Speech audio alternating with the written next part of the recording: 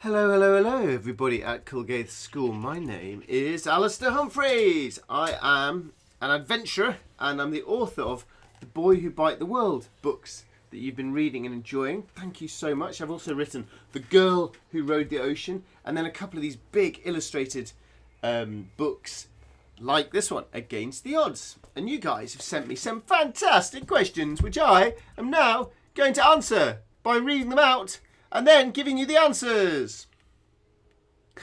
I just caught my eye. One of the questions is, why do you like being an author? And I guess one good reason is because I can just be silly during working hours and drink cups of coffee and pretend that it's work. So there's one answer to some question, and I haven't even got onto them yet.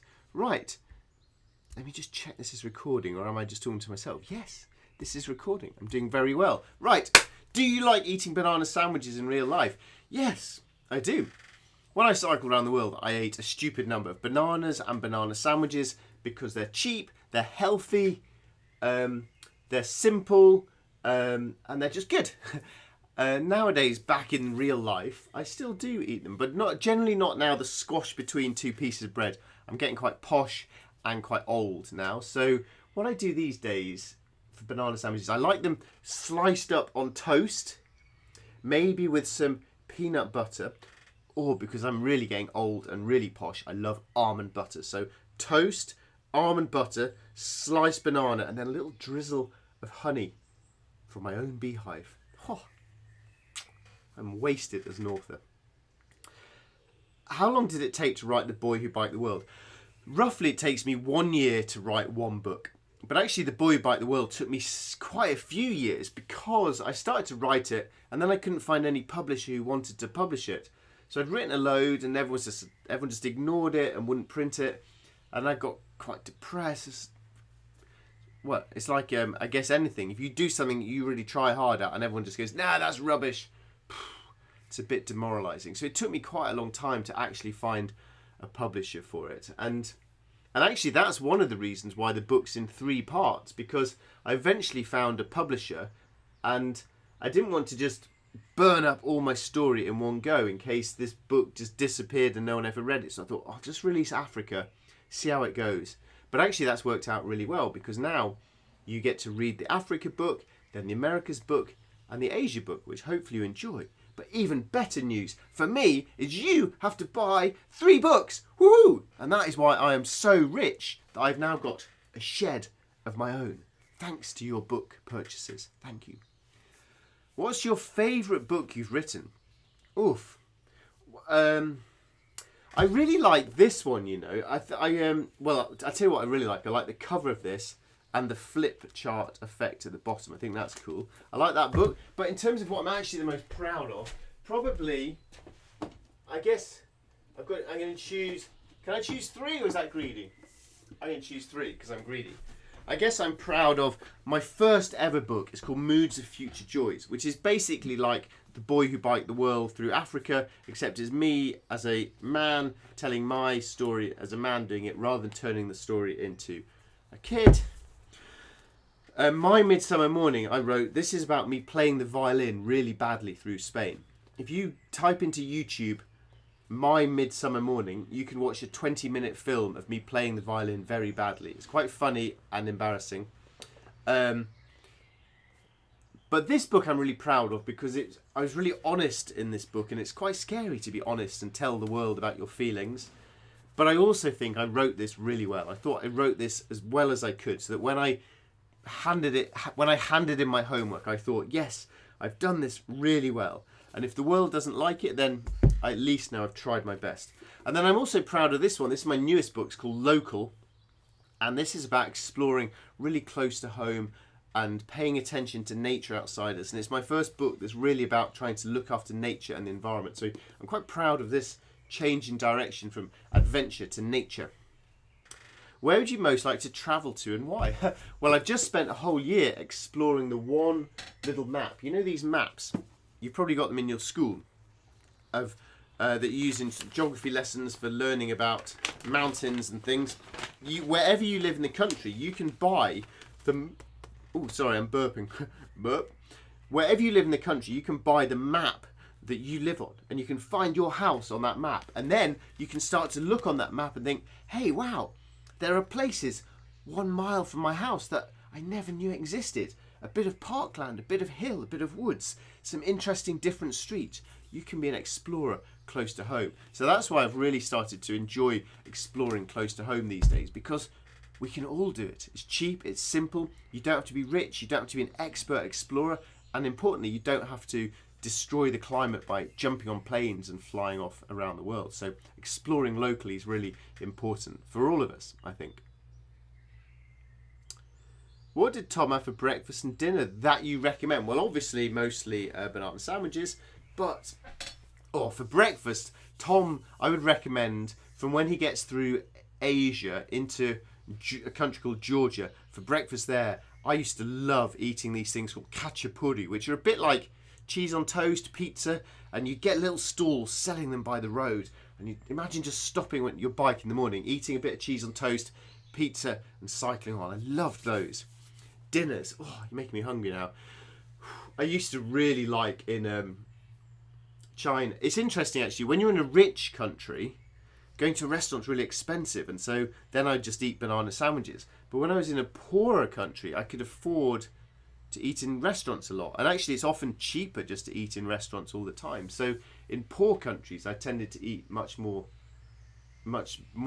nicer, more varied food. For example, in China I just eat in a cafe every single meal, Chinese food, yum, every night, which luckily isn't like the fluorescent orange slimy stuff you get in Chinese takeaways in England, but it's actually delicious fresh cooked food. How long did it take you to write the amazing book? Nice emoji. Roughly it takes me 1 year per book. How did you come up with the idea for the book? So before I cycled around the world, I trained to be a teacher. But I learned that being a teacher is really hard work. It's exhausting, it's hard, it's difficult. You don't get paid enough money. Kids are annoying and smelly. Sorry, no offense. It's hard work. I really enjoyed it, but it's hard. And I'm a very lazy person. So I thought, rather than being a teacher, a much easier option for a lazy person is to spend 4 years cycling 46,000 miles around the planet.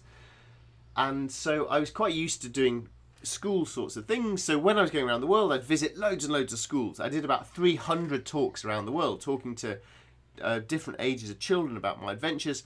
And so doing that helped me to tell my story in a way that hopefully would be of interest to younger listeners. And so that was how I decided to write the kids' book for it.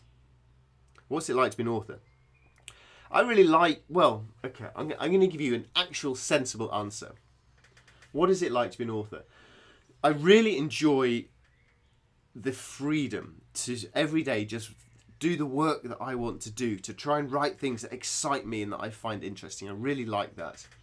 I enjoy being my own boss. I like hopefully writing a book that will help other people or excite other people, or that people will enjoy. Maybe that I can just do a little bit of good in the world. I'm not making bombs as a job, which would be a weird way to spend your days. I'm doing something hopefully a bit good for the world. So I like those things. The hard things are you don't earn very much money from books unless you become J.K. Rowling, someone brilliant like that, or a celebrity who releases 20 books about unicorns. You don't really make much money from books, most normal authors. So there's that. I haven't got a Ferrari yet. It can be really hard to motivate yourself. You'll probably know from doing your homework.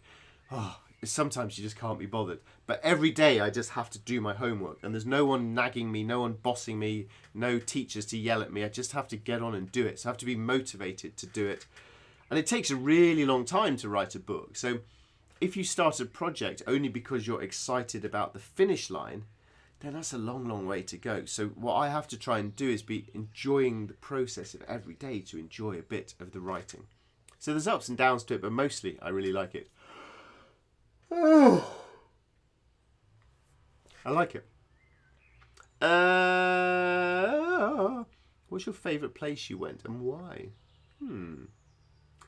I get asked this question literally every time I do a question and answer, and every time I pretty much give a different answer because there's so many cool places. So I tell you what I'm going to try and do now is look at my map on the ceiling, and I'm going to choose the first country I see that I went to, and I'm going to try and tell you that that was my favourite place. Italy! Oof! Well, who doesn't like Italy? So I cycled through the Dolomite Mountains of Italy. I saw Il Duomo, this beautiful cathedral in Milan. I ate some delicious Italian food, and the sun was shining. So there's today's answer. Most interesting thing you saw in Africa, probably Lalibela in Ethiopia, the underground rock churches. Google them. That is really definitely interesting. Who's your favourite author and why? So I wrote this book called My Midsummer Morning about playing my violin through Spain. And the reason I wrote that book is because I was copying this book called As I Walked Out One Midsummer Morning. So you can see how I've stolen the title and the cover design. This book is about a young guy walking through Spain. And I loved it because he's not a superhero. He's a normal guy like you and me. And he goes and has an adventure and he writes about it really beautifully. And that book really inspired me to want to go and do adventures of my own. So then when I came to write this book, it's called, here we go.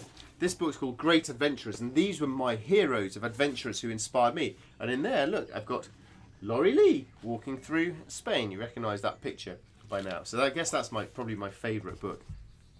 How do you create your ideas?